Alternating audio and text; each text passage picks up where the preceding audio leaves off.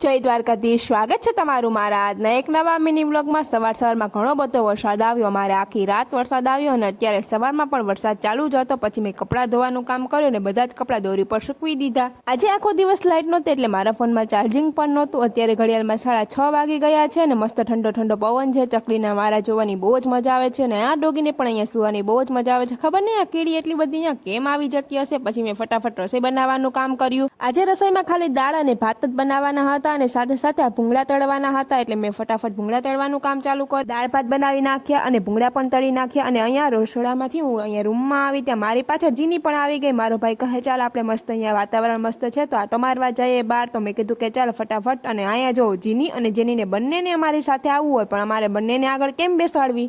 જીનીને પાછળ બેસવું ના ગમે, એને આગળ જ બેસવું ગમે અને જેનીને મારી પાસે પાછળ બેસવું ગમે એટલે મેં એને પાછળ બેસાડી લીધી અને જીની આગળ બેઠી હતી। અહીંયા મસ્ત વાતાવરણ તો જો કેટલું મસ્ત છે, એકદમ ઠંડુ ઠંડુ અને સોયાબીન પણ અમારા બહુ જ મસ્ત ઉગી ગયા છે। જીની ખેતરમાં આવે એટલે એક જ કામ કરે, અહીંયા ખાડા ખોદવાનું, ખબર નહીં ને શું મળતું હશે આમાંથી। અને અમારા સોયાબીન પણ બહુ જ મોટા થઈ ગયા છે અને જો તો કેટલા મસ્ત થઈ ગયા છે। ઠંડો ઠંડો જ્યારે પવન આવે છે ત્યારે સોયાબીન અહીંયાથી અહીંયા થાય છે અને અહીંયાથી અહીંયા થાય છે। મારો ભાઈ આવે ને કહે કે ચાલો હવે ઘરે જવાનો ટાઈમ થઈ ગયો છે। જેની તો જો ગાડીની રાહ જોઈને જ ઊભી હતી। મારો ભાઈ જેવો આવે એવો ગાડીમાં ચડી ગઈ અને પછી અમે ઘરે પહોંચી ગયા અને જીનીને અને જેનીને ક્યાંક બહાર લઈ જાય એટલે બહુ જ ખુશ થઈ જાય। જો તો કેવી